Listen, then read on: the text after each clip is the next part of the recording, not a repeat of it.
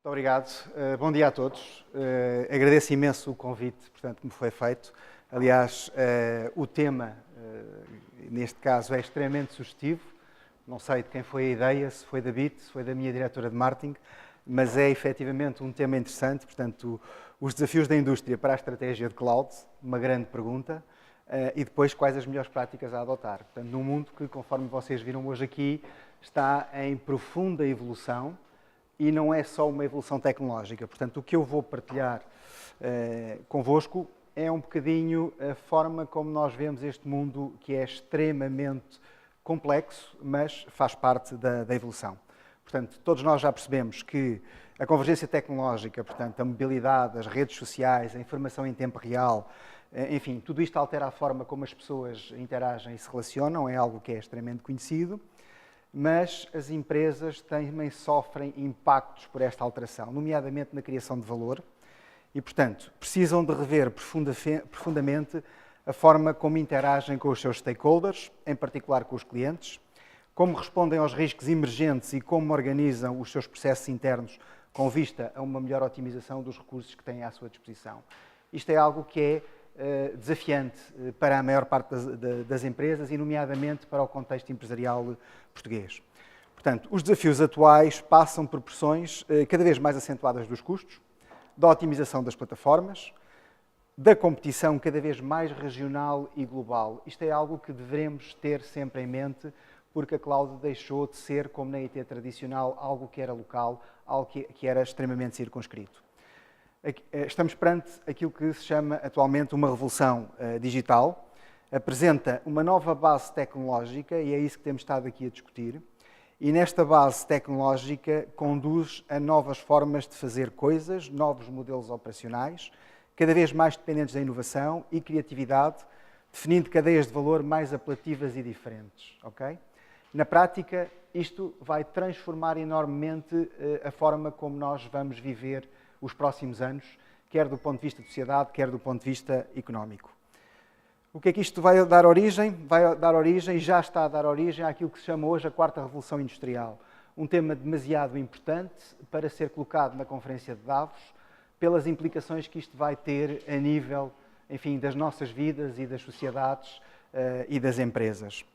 Portanto, a quarta revolução traz consigo modelos disruptivos de negócio, que representam sempre novas e positivas experiências para os utilizadores, e esta é uma parte importante dentro deste novo contexto, transformando-se numa vantagem competitiva para as organizações que conseguem realizar este ciclo virtuoso com sucesso. Portanto, vamos perceber como é que este ciclo pode ser realizado, porque à data de hoje e dentro da maturidade atual das organizações, isto representa efetivamente um desafio enorme. Este fenómeno chamamos de transformação digital, do qual os modelos de cloud são um dos principais veículos. Bom, onde é que nós estamos? E essa parte é extremamente importante. Nós temos de ter consciência de como é que são as nossas organizações, temos de ter consciência da nossa cultura, da nossa maturidade digital, antes propriamente de se poder traçar um caminho. E aqui nós temos as empresas que todos nós conhecemos. E isto é verdade para Portugal, mas é particularmente verdade a nível mundial. Portanto, as empresas não estão ainda num ponto em que sejam digitalmente nativas. Portanto, nós estamos uns passos atrás. Tipicamente, elas são lentas e complexas nos seus processos de decisão, são tipicamente aversas ao risco e à inovação, são demasiado focadas em si mesma e arrastam um peso cultural baseado nos sucessos dos últimos 30 anos, a terceira revolução. Portanto, esta é um estado de maturidade e de consciência que devemos ter para poder responder, então, como é que se vai processar esta transformação. Portanto, o processo de transformação significa, no mínimo, a sobrevivência no mercado. Portanto, muitas vezes nós sabemos que todos estes processos são acelerados, não porque eu tenha um gosto enorme pelo risco, pelo desafio, pela inovação, mas porque eu estou a ser pressionado pelo mercado. Ou faço a transformação, ou eu não irei sobreviver, provavelmente, nos próximos anos. E isto leva-nos a uma coisa chamada a IT híbrida.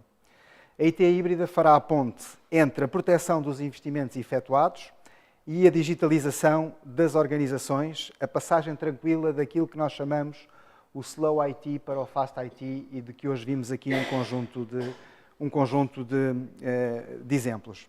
Portanto, no fundo, estamos a transformar aquilo que é a terceira revolução na quarta revolução, e nomeadamente na transformação digital. Penso que uma outra parte importante, além da tecnologia, e que acelerará este processo, é as mudanças ao nível geracionais. Portanto, as novas gerações já fazem isto de forma nativa. Portanto, elas já não têm o problema de lidar com modelos, com tecnologia, porque elas já nasceram dentro destes novos modelos e, portanto, isto é algo que é bastante intuitivo. Portanto, tudo o que são novos projetos e segmentos serão digitalmente nativos. Nós hoje já estamos a encontrar isto em Portugal. Nós já estamos a encontrar organizações em Portugal que nos perguntam: posso colocar um determinado tipo de negócio ou um determinado modelo em cloud completamente independente daquilo que é a minha realidade atual em termos de IT? Portanto, começam a aparecer estes primeiros desafios que nos parecem extremamente interessantes.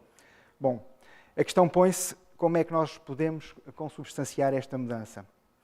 Claramente através de modelos e plataformas tecnológicas híbridas. Portanto, a passagem para o digital e a passagem do dia para a noite não é possível.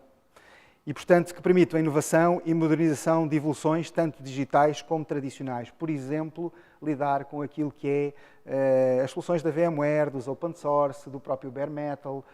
Isto é algo que já tem pouco de digital. Portanto, elas estão a evoluir no sentido digital, mas é uma tecnologia, a maior parte das tecnologias já existem há muitos anos.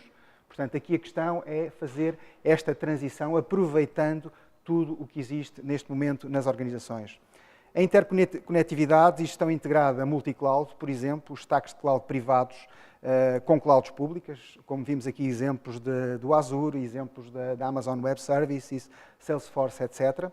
Sistemas integrados de single sign-on, portanto, que existem já atualmente nas organizações. Aplicações, monitorização integrada com sistemas existentes nos clientes, etc. Portanto, este mundo tradicional entre o Slow IT e o Fast IT vai ainda estar presente e vai ser esta possibilidade de transição que nos vai permitir dar o salto para as transformações digitais. No entanto, é importante não abdicar de características principais que falámos aqui em várias apresentações anteriores, como a escalabilidade, compatibilidade, segurança, enfim, estes são os ganhos desta transformação. Ora, exemplos claros disto que eu estou a dizer é o MetaArc, foi lançado oficialmente ontem em Londres pela Fujitsu.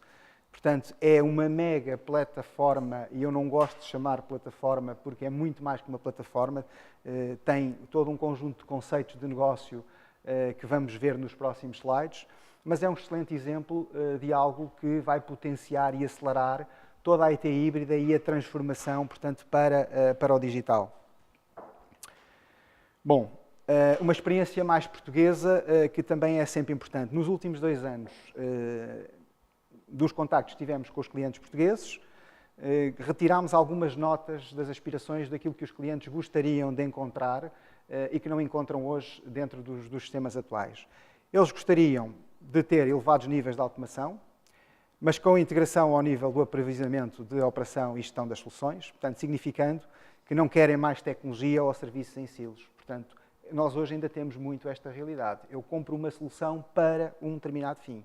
Eu vou comprar um stack de IaaS ou um serviço de IaaS. Ou eu vou comprar um stack de DaaS, ou eu vou comprar uma plataforma de PaaS. Portanto, isto são silos.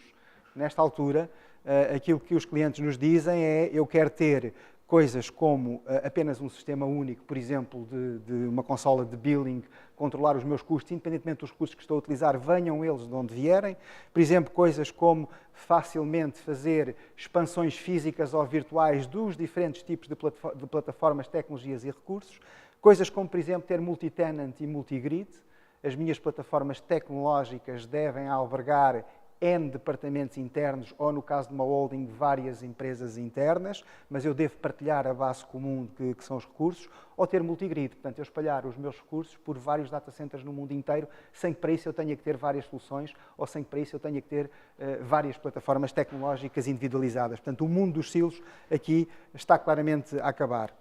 Um exemplo claro disto é aprovisionar um único pedido, portanto, no caso, portanto, um Cloud Request, com vários serviços, em que, iniciando-se o pedido através de um catálogo simples, eu possa rapidamente aprovisionar 3 servidores virtuais, portanto, o stack de IaaS, 10 desktops com diferentes imagens padrão, o stack de DaaS, Aplicações em cloud internas ou externas, o stack de SaaS, e serviços de backup e disaster recovery para o ambiente pedido. Portanto, conhecendo antecipadamente os custos de cada serviço e seguindo os workflows de autorização vigentes na empresa. Está aqui um exemplo claro daquilo que é a integração tecnológica aplicada, no fundo, à transformação digital e aos modelos rápidos de aprovisionamento. Bom, por outro lado, do ponto de vista tecnológico, eu devo ter todo o tipo de tecnologia aplicado em vários tipos de cloud, desde a cloud pública, desde a cloud privada dedicada, desde a cloud dedicada hosted no data center do provider ou num data center, por exemplo, do cliente, ou num data center de terceiras partes. Portanto, começamos, nesta altura, a tecnologia já nos permite que desde pequenas soluções, por exemplo, para uma empresa que tenha 200, 300 utilizadores, até à empresa que tem 50, 60 mil utilizadores, a tecnologia é a mesma, os mecanismos e os modelos de serviço serão os mesmos, apenas a única coisa que está aqui a variar será, obviamente, a escala. Bom, conforme vimos, a tecnologia, do nosso ponto de vista, não vai ser o problema. Portanto, ela evolui todos os dias aparecem pequenas maravilhas, e não é só a tecnologia que constitui a transformação digital. Na realidade, a transformação digital leva em linha de conta outros fatores e, por exemplo, a quarta plataforma tecnológica implica uma transformação dos processos operacionais. Os processos que nós usamos hoje na IT não são mais válidos do ponto de vista de eficiência, do ponto de vista de otimização e de custos, para aquilo que é a base tecnológica da terceira geração e que todos conhecemos. Em que, por exemplo, a simplificação do que são as tarefas morosas e complexas, difíceis e de elevados custos, tenderão grande parte delas a desaparecer, ou a serem fortemente simplificadas através de elevados níveis de automação, como as operações de IT, mas também dos processos adjacentes, como processos de avaliação, os tais RFIs, os processos de compra RFPs, os processos de instalação, testes de pré-produção e qualidade. Isto hoje é tudo muito mais rápido. Todos nós conhecemos a experiência de, desde o momento em que uma área de negócio tem uma ideia, até que essa ideia se concretize e esteja implementada a nível da IT, muitas vezes demoram-se 6 meses, se estivermos, enfim, num ciclo relativamente rápido, mas o normal é 1 ano. Portanto, entre eu consultar, definir o que quero, consultar o mercado, fazer RFIs, depois a seguir RFPs, esperar pelas respostas, enfim, tudo isto tem tendência a deixar de acabar e isto é uma transformação bastante acentuada da forma como nós usamos a IT. Esta mudança, conducendo a uma maior facilidade tecnológica, simplificará a transformação dos modelos de negócio das organizações, com a introdução de novos tipos de produtos ou serviços, em que o desafio não é mais tecnológico, mas sim a qualidade e a criatividade dos colaboradores das empresas. Portanto, este vai ser o novo paradigma a curto prazo, já o está a ser nas grandes empresas que nós conhecemos como referência, nomeadamente nos Estados Unidos. Isto terá como tendência a criação de modelos disruptivos e, como exemplos, todos nós conhecemos a Uber, o Spotify, o Netflix e muitas outras empresas, em que o problema não é para estas empresas a tecnologia. O problema é claramente a criatividade ao nível do negócio e, portanto, tornou-se e vai se tornar o verdadeiro desafio e isto também será um fator extremamente importante para a nossa realidade local. No entanto, o sucesso ou fracasso de todos estes modelos irá ter uma coisa chamada Customer Experience como juiz supremo. E aqui eu irei partilhar um modelo muito interessante. Portanto, existem vários modelos, alguns deles extremamente complexos, daquilo que se chama a maturidade digital. No entanto, eu escolhi um modelo extremamente simples para exemplificar, no fundo, esta viagem para a transformação digital. Aqui podemos considerar 5 níveis de evolução. No primeiro nível, as organizações que farão um esforço heroico, transformando alguns dos seus sistemas e processos, digitalizando-os, muitas das nossas empresas já neste momento o estão a fazer. Portanto, todos nós conhecemos exemplos de alguém que já está na cloud, que está a migrar para a cloud, que tem um serviço na cloud. O segundo nível será um nível em que as organizações serão best in class, transformando-se quase todos os sistemas e processos, otimizando o seu negócio, reduzindo custos e aumentando eficiências. O terceiro nível, as organizações Customer Shaped, que farão uma reengenharia dos seus modelos de negócio baseados na interação com os seus clientes e recriando ou adaptando sistemas e processos, conseguindo redução de custos, ganhos de produtividade e índices de satisfação dos seus clientes elevados. Reparem que aqui descolamos da tecnologia. Neste nível já não estamos a falar de tecnologia. Nos 2 níveis anteriores estávamos a falar de tecnologia, estávamos a falar de otimização dos mesmos processos, estávamos a falar basicamente de uma pequena evolução dentro daquilo que é a cultura existente na organização. O quarto nível, as Experience Driven. Portanto, serão capazes de otimizar à semelhança das anteriores, mas acrescentando inovação, correndo riscos, aprendendo com os insucessos e chegando a modelos disruptivos que mudam os modelos de negócio vigentes. Este aqui é um paradigma que nós portugueses teremos que, francamente, fazer uma transição. Portanto, quem não falha, não aprende. Portanto, eu penso que foi focado hoje aqui de manhã o medo. Os clientes ainda têm medo de mudar para a cloud. Eu até posso compreender esse medo, se calhar, digamos, há 4 anos atrás. A cloud era algo ainda, enfim, muito embrionário e não haveria, talvez, tanta informação. 4 anos depois, isto já não é verdade. A tecnologia é madura, os modelos estão maduros, temos em Portugal pessoas extremamente competentes e, portanto, este medo de falhar é algo que deverá ser erradicado e terá que ser erradicado. E vai ser, conforme disse atrás, pela pressão que vem quer dos players regionais, quer dos players globais. Por último, as scale e as speed. E alguém disse aqui hoje de manhã que este negócio vai ser um negócio de rapidez e de escalabilidade. E isso é um facto. Portanto, as empresas mais bem-sucedidas serão aquelas que conseguem executar os passos todos anteriores aqui referidos e que, de alguma forma, ganham escala, e o ganhar escala implica velocidade. Portanto, nós estamos a assistir a entradas dentro do mundo digital de novos players. Estamos a assistir, penso que o Renato referiu isso há pouco, os players, os grandes irão sobreviver. É um facto. Portanto, isto é um jogo de dinheiro, é um jogo de rapidez, é um jogo de conhecimento e é claramente um jogo de inteligência.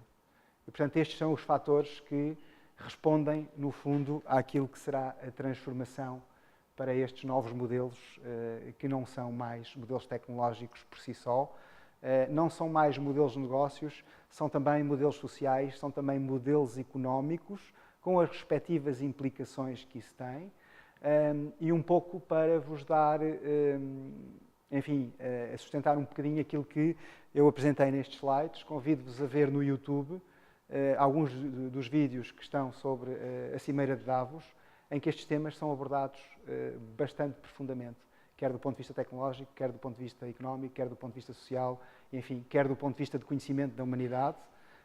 Estão lá debatidas imensas ideias, desde as mais irrealistas, como renegar a evolução tecnológica. É óbvio que não é esse o caminho. Nós teremos que abraçar a evolução tecnológica. Ela é boa para a humanidade, apenas terá que ser extremamente bem enquadrada dentro daquilo que são as evoluções sociais e económicas das sociedades. Muito obrigado.